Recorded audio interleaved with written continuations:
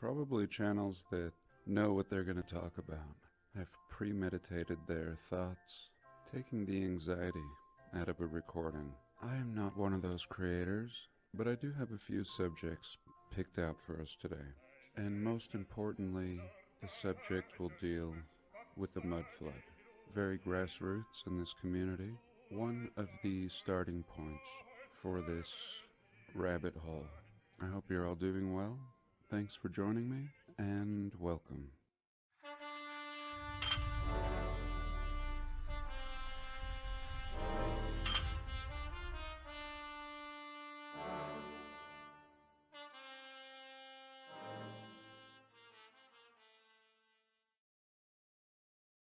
So here, since I'm here, let's discuss this photo. Recently, in a video, I had read an essay by Gary Shunung, the creator of the Old Earth Ruins series that we examine, and he had mentioned that these ruins found on Easter Island may have actually have been columns, supporting a larger structure, and what we see carved on the top may have just been done by a primitive people inheriting this region after a reset. And here I found such a picture, and what really caught my eye was this structure. While everybody is staring at the statue itself, more interesting is this perfect structure underneath, very square, that seems to have been unearthed. And just as Gary had suggested, I do believe this may be a supporting column for what may have been a massive structure.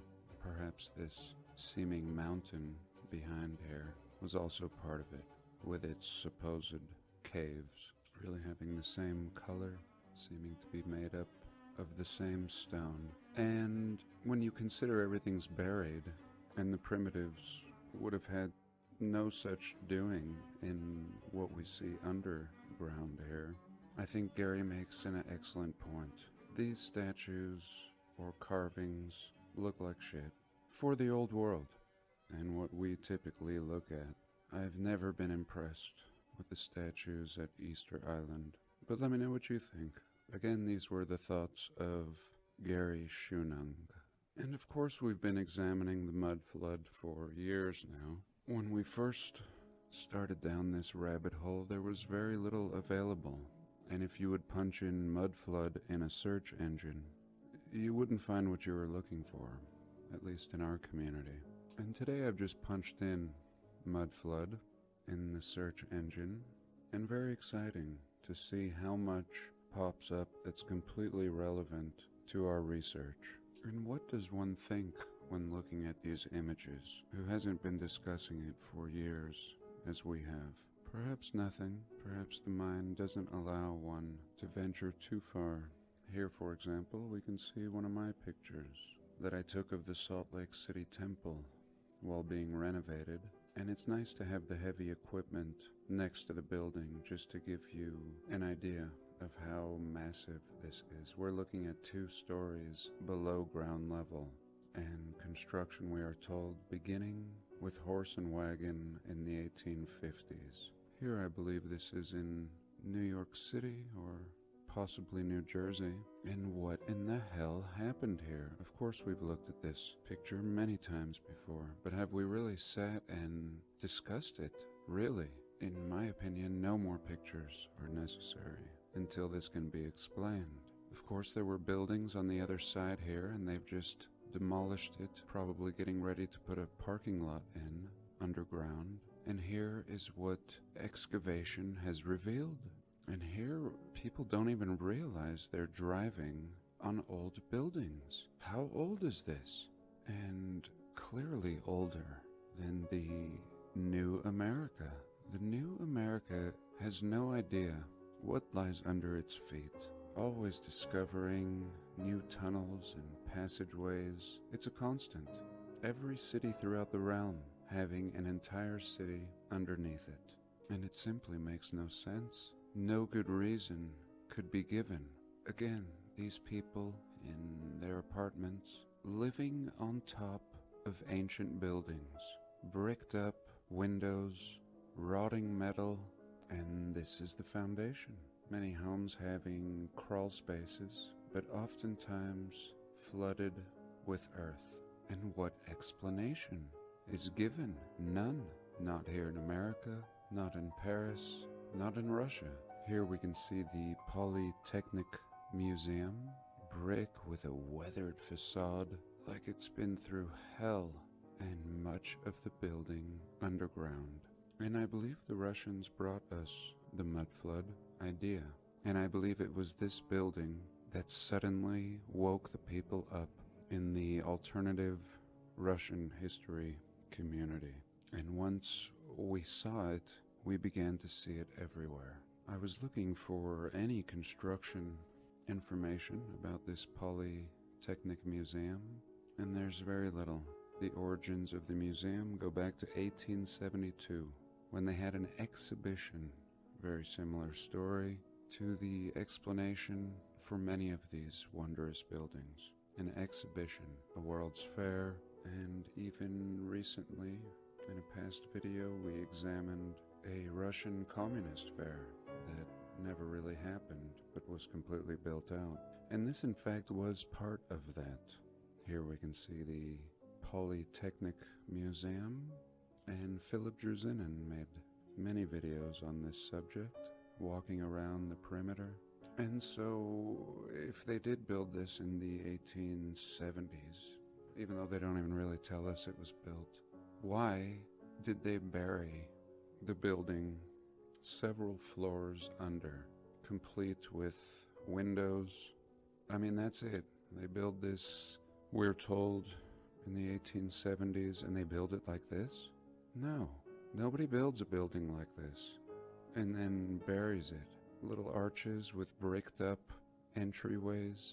And again, this is exactly what we see in Salt Lake City. Almost the same scene, the heavy equipment and many floors buried, as we can see here. Why? Now it's not even a case of could they have built this? It's a case of why they have built like this. Why would you build entryways and windows only to block them off? And in some cases, we're not even told there is a building. And these, I think, lend to some of the best cases that we have had a civilization wipe out and been told nothing about it. There's no history for this building. There's no name or address, but here it is.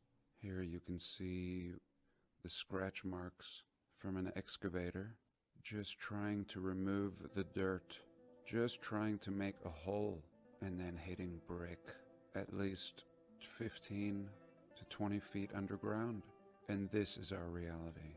You can throw away every history book out there. This is bigger than an elephant in a room, and this is the mudflood.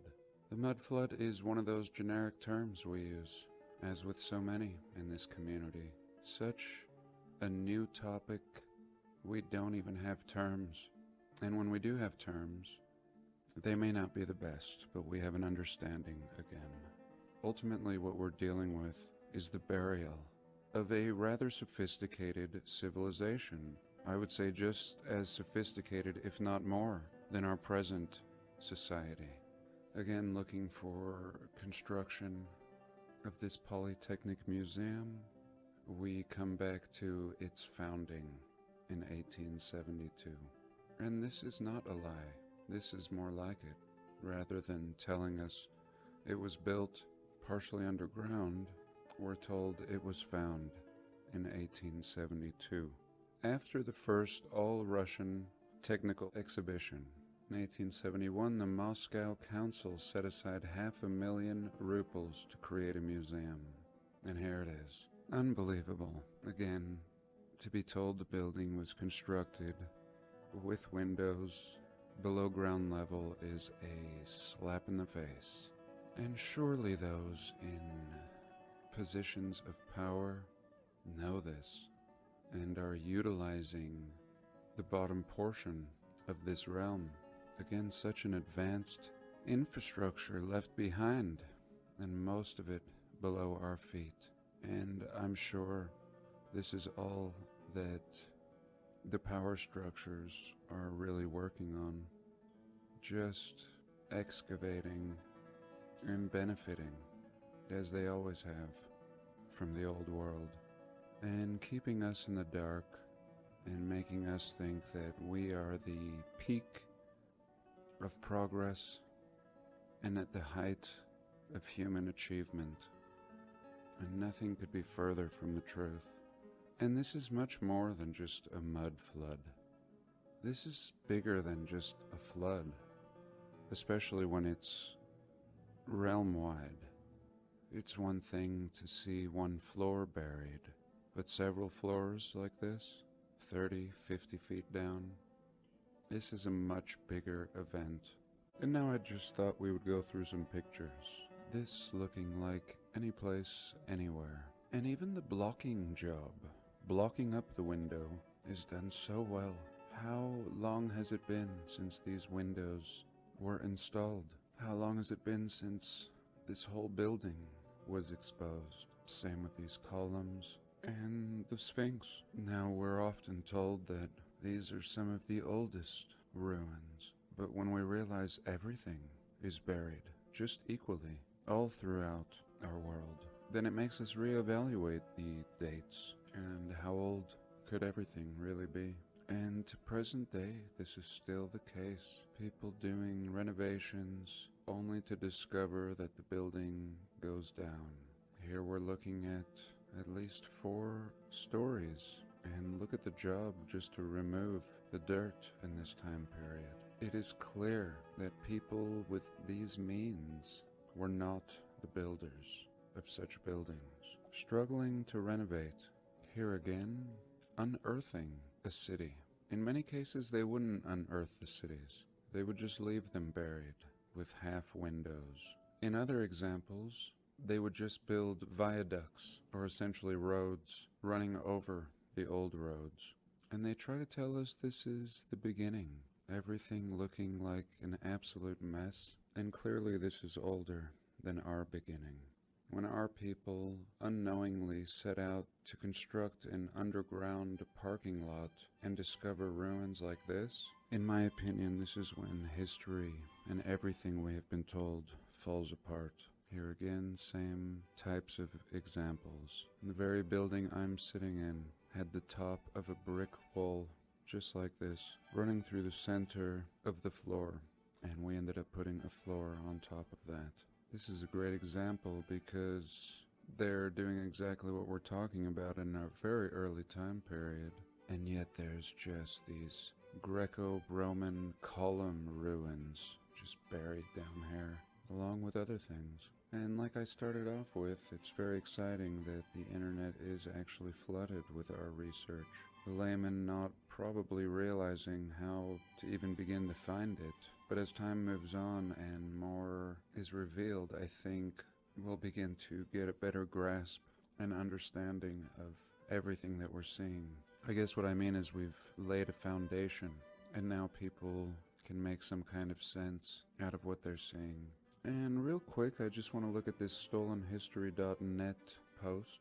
The Hollywood Babylon, originally a book published in 1965, lending to this idea that the old world could be in the Americas already, long before the story of some man named Christopher Columbus. And I've come across this in my research a lot.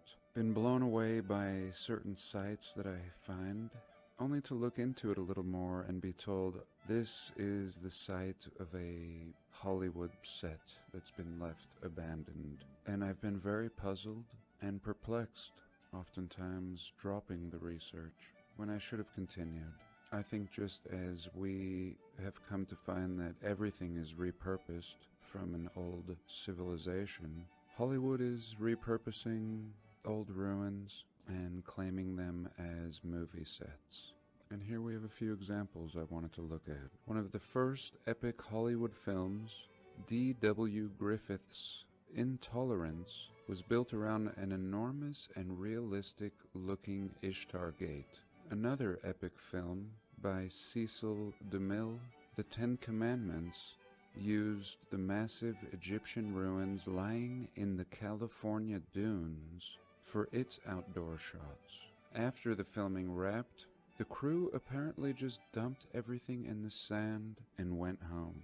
An organization called the Dune Center has been excavating the ruins for decades. Here's what the San Luis Obispo Tribune had to say. For more than 90 years, the set for DeMille's silent film, The Ten Commandments, have been buried in the shifting sands of the Guadalupe Dunes. Archaeologists have been slowly unearthing the set for years, and now the Dune Center is ready to present their latest findings. The non-profit organization will unveil a giant terracotta-colored Sphinx head and other treasures at the Sphinx and Drinks Auction and Artifact debut on July 21st.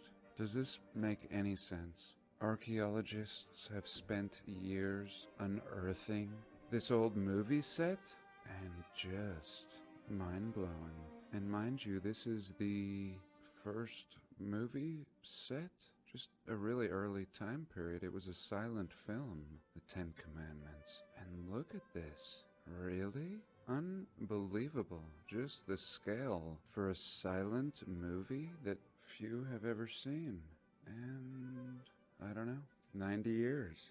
90 years. Just built all this and dumped it in the sand. I mean, this isn't the kind of thing you just dump in the sand. None of this. This isn't the kind of thing that just gets lost. You just walk away from for 90 years and you lose it, and you need archaeologists to search for it. Let me know your thoughts. A similar Ishtar Gate stands at the intersection of Hollywood and Highland, and I've touched on this one before. There's lots of these Ishtar Gates. The original, they tell us, is in Iraq, but the one I made a video on was this Palace of Sargon here in Los Angeles, in the City of Commerce, at 100 Citadel Drive. Now it's a mall, and the narrative tells us it was a tire factory, a rubber and automotive tire factory. And I joked about it in that video with these Anunnaki characters. Even back then, really nothing has changed. And so why not? This is clearly not a tire factory. And if it looked like a tire factory, I wouldn't question whether it was an inherited building. But when you start building palaces and call them tire factories, or castles and call them prisons or penitentiaries, when they look like castles, it's very insulting and very suspicious. They want to have their cake and eat it. They want to inherit the building and keep it looking like a castle, but call it a rubber factory, a tire manufacturing plant. And I think Hollywood is just a good excuse to explain away a lot of these anomalies. Just as with the mud flood, I don't think you lose 30 feet of infrastructure and civilization. It doesn't just slip away and get buried slowly by dust, only for people to rediscover it hundreds of years later. No. Here's an article on the Smithsonian unearthing a prehistoric city in the Americas in the Arizona desert. And I would love to look into this city buried in the Guadalupe Nipomo Dunes in California. Sounds like there might be something very fascinating out there, and they already have a backstory ready to go, explaining it all away. Well, I think that's it for this week.